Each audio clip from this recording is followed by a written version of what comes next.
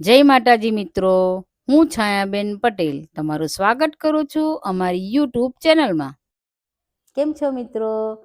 હું છું છાયાબેન, તો તમારું અમારી ચેનલમાં સ્વાગત છે. ઉનાળાની શરૂઆત થતાં જ આપણા દરેકના ઘરમાં દરેક જાતના અઠાણા બનાવવાની શરૂઆત થઈ જાય છે.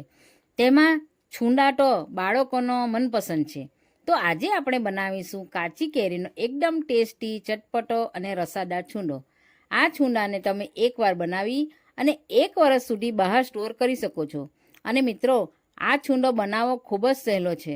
જો તમારો છુંદો કોરો પડી જતો હોય કે ખરાબ થઈ જતો હોય તો તમે આ વિડીયોને છેલ્લે સુધી જોજો. અને મિત્રો, કોઈ પણ શાક ના ભાવતું હોય અને આ જો છુંદો મળી જાય તો મજા જ પડી જાય અને ના ભાવતા શાક પણ ખવાઈ જશે. અને બાળકો આ છુંદાને રોટલી કે ભાખરી, પરાઠા ક્યાં તો થેપલા સાથે એમ જ પણ ખાઈ શકે છે. તો ચાલો એકદમ ટેસ્ટી અને પરફેક્ટ છુંદો કઈ રીતે બને તે બનાવવાનું શરૂ કરીએ. અને મિત્રો, વિડીયો પસંદ આવે તો લાઈક આપી ચેનલને સબસ્ક્રાઈબ જરૂર કરજો. તો હવે સૌથી પહેલાં એકદમ સરસ, રસીલો અને ટેસ્ટી કાચી કેરીનો છુંદો બનાવવા માટે મેં 1 કિલો ટોટાપુરી કેરી લીધી છે. આ કેરીને મેં અહીં સારી રીતે ધોઈને કોરી કરી લીધી છે. હવે એક છરીના મદદથી ઉપરના ડીટીયાના ભાગને કાપી લઈશું અને એક પિલરના મદદથી કેરીની છાલ કાઢતા જઈશું. મિત્રો, અહીં તમારી પાસે ટોટાપુરી કેરી ના હોય તો તમે એની જગ્યા પર રાજાપુરી કેરીનો પણ ઉપયોગ કરી શકો છો. અને જો તમે રાજાપુરી કેરીનો ઉપયોગ કરવાના હોય તો તમારે થોડી ખાંડનું પ્રમાણ વધારે રાખવું, કારણ કે રાજાપુરી કેરી થોડી ખાટી હોય છે. અને મિત્રો, હું તો દર વર્ષે ટોટાપુરી કેરીનો જ છુંદો બનાવું છું. આ જ રીતે આપણે બધી જ કેરીની છાલ કાઢી લઈશું. તો હવે છુંદો બનાવવા માટે આપણે કેરીનું છીણ તૈયાર કરવાનું છે. કેરીનું છીણ રેડી કરવા માટે એક થાળા પર છીણી મૂકી કેરીને છીણતા જઈશું. તો મિત્રો, અહીં આપણે કેરીની પસંદગી કાચી અને કડક હોય તેવી જ લેવાની છે. જો કેરી થોડી પીળાશ પડતી અને પાક પર આવી હોય એવી કેરી નહીં લેવાની. તો તમે માર્કેટમાં કેરી લેવા જાઓ ત્યારે આ બાબતનું ધ્યાન આપવું.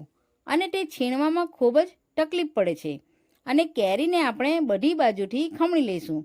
જ્યાં સુધી કેરીના ગોટલાનો ભાગ ના આવે ત્યાં સુધી ખમણી લેવાની છે. તો તમે જોઈ શકો છો, આ રીતે આપણી બધી કેરી છીણાઈ ગઈ છે. હવે કેરી છીણાઈ જાય પછી તેમાં 1 ચમચી મીઠું ઉમેરી લઈશું અને 1 ચમચી હળદર ઉમેરી સારી રીતે મિક્સ કરી લઈશું. મિત્રો, હળદર અને મીઠું ઉમેરવાથી છુંદાનો કલર ખૂબ જ સરસ આવશે. હવે આપણે એક કાચનો બાઉલ લઈશું અને આ માપ પ્રમાણે 2 બાઉલ કેરીનું છીણ થયું છે, એટલે હવે આપણે 2 બાઉલ ખાંડ ઉમેરી લઈશું. અહીં 1 કિલો ટોટાપુરી કેરીની સામે 1 કિલો ખાંડ લીધી છે. આપણે અહીં કેરીનું છીણ અને ખાંડનું માપ સરખું જ રાખવાનું છે. હવે આપણે ખાંડ અને કેરીને બરાબર મિક્સ કરી લઈશું. મિત્રો, અહીં હું તમને એક ટિપ્સ આપીશ કે અહીં તમારે ખાંડ થોડી ઝીણી આવે એવી પસંદ કરવી. તમે ખાંડની જગ્યા પર ખાંડનો પાવડર પણ યુઝ કરી શકો છો. હવે આપણું મિશ્રણ સારી રીતે મિક્સ થઈ ગયું છે. તો એને આપણે 15થી 20 મિનિટ સુધી રાખી મૂકીશું. તો મિત્રો, તમે જોઈ શકો છો 15થી 20 મિનિટ પછી આપણી ખાંડ પીગળી ગઈ છે. ત્યારબાદ આપણે એક કઢાઈમાં બધું જ મિશ્રણ એડ કરી લઈશું અને હવે આપણે કઢાઈને ગેસ પર મૂકી દઈશું. અહીં આપણે ગેસની ફ્લેમ મીડિયમ ટુ લો જ રાખવાની છે અને ચમચાના મદદથી હલાવતા જઈશું. અને હવે આપણે ચાસણી એક તારની થાય ત્યાં સુધી થવા દઈશું. તમને પહેલાં એવું લાગશે કે પાણી જેવું થઈ ગયું છે, પણ એકદમ પરફેક્ટ રીતે ચાસણી થશે એટલે થોડું ઠીક થઈ જશે. આ રીતે તમારે મિક્સ કરતું રહેવાનું છે જેથી નીચે ચોંટી ના જાય અને વચ્ચે વચ્ચે ચમચો હલાવતો રહેવાનું છે. હવે 10 મિનિટ જેવી થઈ ગઈ છે અને છુંદામાં બબલ્સ પણ આવવા લાગ્યા છે. હજુ આપણે 5 મિનિટ થવા દઈશું અને હવે આપણે ચાસણી ચેક કરી લેવાની છે. તો હવે આપણી ચાસણીનો એક તાર બને છે કે તે પણ જોઈ લઈએ.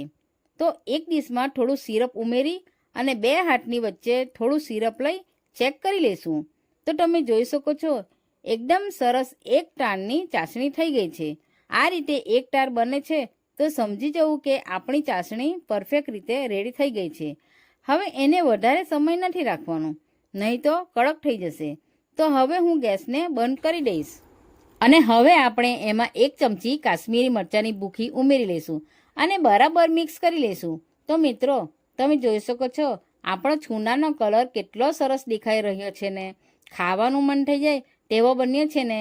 અને મિત્રો, છૂંડામાં હંમેશા કાશ્મીરી લાલ મરચાંનો જ ઉપયોગ કરવો, જેથી છૂંડાનો કલર એકદમ સરસ આવે. તમે અહીં મરચાં પાવડરનું પ્રમાણ તમે તમારા ટેસ્ટ પ્રમાણે વધુ કે ઓછું કરી શકો છો. હવે આપણે 10થી 15 મિનિટ ઠંડુ થવા દઈશું. હવે તમે જોઈ શકો છો આપણો છૂંદો પણ ઠંડો થઈ ગયો છે. તો હવે આપણે છૂંદાને વઘાર કરીશું.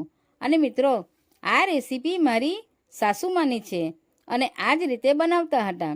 તે આજે હું તમારી સાથે શેર કરી રહી છું. તો આપણે એક વઘારિયામાં 1 થી 1.5 ચમચી સિંગતેલ ઉમેરી લઈશું.